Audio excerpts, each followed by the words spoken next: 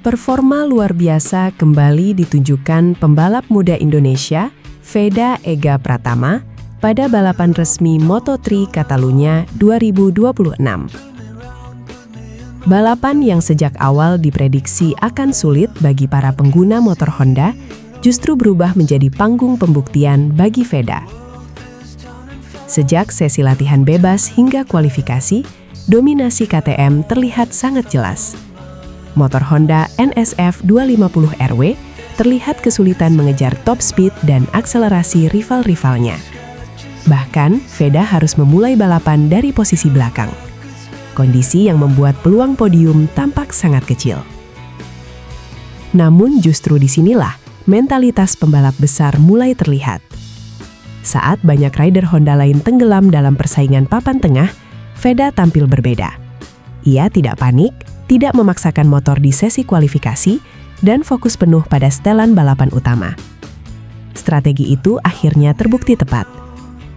Hari Minggu menjadi panggung sebenarnya bagi Veda. Banyak pengamat menyebut penampilannya di Catalunya seperti sebuah masterclass tentang bagaimana memaksimalkan motor yang sebenarnya kalah performa dari lawan-lawannya. Kunci utama keberhasilan Veda ternyata berasal dari keputusan strategi ban yang sangat berani. Saat mayoritas pembalap memilih kombinasi ban medium depan dan medium belakang demi menjaga stabilitas hingga akhir balapan, Veda justru mengambil resiko berbeda. Ia menggunakan ban depan medium dan ban belakang soft. Pilihan ini dianggap berbahaya karena ban lunak memang memberikan grip lebih baik di awal balapan, tetapi jauh lebih cepat panas dan aus jika dipaksa terlalu lama. Tim Veda memahami satu hal penting. Jika ingin menembus rombongan depan dari posisi start belakang, maka ia harus menyerang sejak awal. Ban soft dipilih agar Veda bisa langsung agresif di lap-lap pembuka tanpa kehilangan terlalu banyak waktu. Strategi itu langsung terlihat berhasil. Begitu lampu start padam, Veda tampil sangat eksplosif. Ia berani mengerem lebih dalam, membuka gas lebih cepat, dan mulai memangkas posisi satu demi satu. Dalam beberapa putaran awal saja, ia sudah berhasil mendekati grup tengah.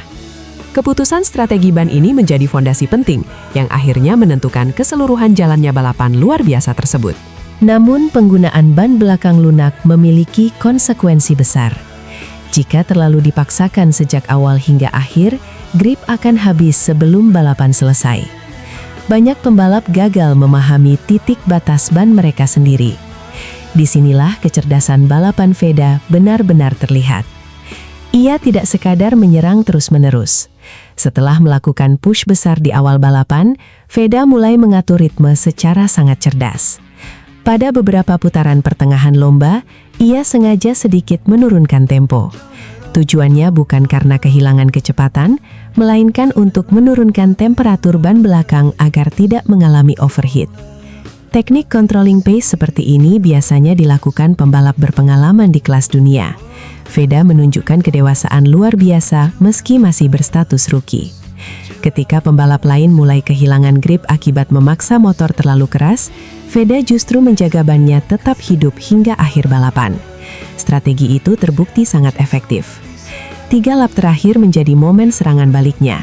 Saat rival mulai kesulitan keluar tikungan karena ban aus, Veda masih mampu menjaga akselerasi dan kembali melakukan manuver demi manuver penting menuju posisi depan. Salah satu pembanding paling jelas terlihat dari performa pembalap Honda senior, Adrian Fernandez. Sejak awal balapan, Adrian tampil sangat agresif dan terus memaksa motornya berada di batas maksimum.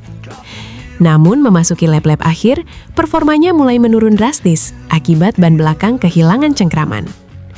Motor menjadi sulit dikendalikan ketika keluar tikungan, dan kecepatannya mulai drop. Kondisi itu berbeda total dengan Veda. Pembalap Indonesia tersebut justru terlihat semakin nyaman saat balapan mendekati akhir. Ia mampu menjaga racing line tetap bersih, mempertahankan momentum, dan tetap konsisten menekan lawan-lawannya. Banyak analis menilai perbedaan itu bukan sekedar soal bakat, tetapi soal kecerdasan membaca kondisi balapan. Veda memahami kapan harus menyerang dan kapan harus menyimpan ban. Itu sebabnya ritme balapannya terlihat stabil dari awal hingga finish. Cara seperti ini sangat jarang dimiliki rookie Moto3. Biasanya pembalap muda terlalu emosional dan terus memaksakan pace. Tetapi Veda tampil tenang, disiplin, dan sangat matang. Catalunya menjadi bukti bahwa ia bukan hanya cepat, tetapi juga sangat cerdas dalam mengelola balapan panjang. Gaya balap Veda di Catalunya juga mendapat banyak pujian, karena dinilai memiliki kemiripan dengan Marc Marquez. Seperti Marquez di masa mudanya, Veda memang tidak selalu terlihat dominan saat sesi time attack atau kualifikasi. Namun, ketika masuk situasi duel jarak dekat di hari balapan, karakternya berubah total. Ia sangat berani mengambil racing line bagian dalam yang beresiko tinggi. Berkali-kali, Veda melakukan late braking untuk menusuk lawan tepat sebelum apex tikungan.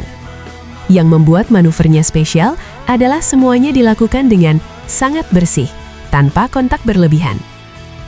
Area terkuatnya terlihat di sektor 1 dan sektor 2 Catalunya. Di bagian itu, kemampuan Veda saat masuk tikungan dan membuka gas keluar tikungan sangat efektif untuk menutupi kelemahan top speed motor Honda. Saat pembalap KTM unggul di trek lurus, Veda membalas di area teknikal. Ia memanfaatkan momentum sekecil apapun untuk tetap menempel rombongan depan. Keberanian dan presisi seperti ini membuat banyak pengamat mulai percaya bahwa Indonesia akhirnya memiliki pembalap muda dengan karakter balap level dunia. Data resmi balapan semakin memperkuat betapa spesial hasil yang diraih Veda. Dalam catatan top speed, motor Honda miliknya hanya berada di posisi ke-20 dari seluruh pembalap Moto3 Catalunya. Artinya, secara kecepatan murni di trek lurus, motornya kalah jauh dibanding mayoritas KTM di depan. Catatan fastest lap Veda juga hanya berada di posisi ke-12. Tetapi, balapan tidak hanya soal satu lap tercepat. Konsistensi dan manajemen ritme jauh lebih menentukan. Disitulah Veda unggul. Meski secara data kalah, ia tetap mampu finish di posisi ke-8 dan menjadi pembalap Honda terbaik di Catalunya. Bahkan yang paling mengesankan, Veda menjadi satu-satunya rider Honda yang mampu finish kurang dari 1 detik dari pemenang balapan. Selisih waktunya hanya 0,984 detik dari grup terdepan, yang sepenuhnya dikuasai pembalap KTM. Hasil ini membuat Veda naik ke posisi kelima klasemen sementara Moto3 2026 sebagai rookie. Ia juga sukses mengungguli rival utamanya dari Malaysia, Hakim Danis, yang harus turun ke posisi ke-11 klasemen sementara kejuaraan dunia.